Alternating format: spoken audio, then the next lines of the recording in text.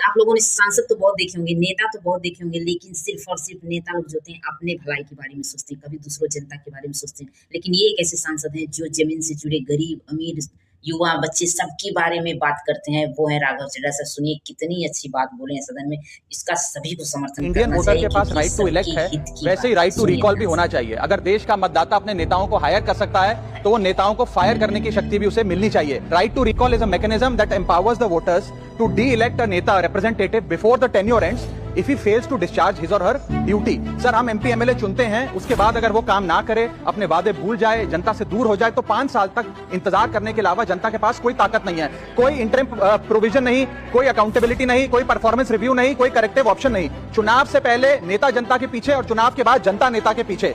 और सर, 5 साल is too long a period in this day and age. अगर एक गलत फैसला गलत नेता को चुनने का लिया तो लाखों लोगों का भविष्य अंधकार में जाता है और पूरा क्षेत्र पीछे जाता है। Let me clarify that right to recall is not a weapon against politicians, it is an insurance policy for democracy. और भारत के संविधान में जब आप राष्ट्रपति को इंपीच कर सकते हैं टेन्योर के दौरान, उपराष्ट्रपति को हटाने का प्रावधान है, जजों को इंपीच करने के लिए प्रोसेस लेट डाउन है, यहां तक कि रूलिंग गवर्नमेंट के खिलाफ नो कॉन्फिडेंस मोशन लाकर आप सरकार बर्खास्त कर सकते हैं। तो एमपी एमएलए अगर आपका नॉन परफॉर्मिंग है तो उसको हटाने के लिए क्यों नहीं राइट टू रिकॉल मतदाता को देना चाहिए।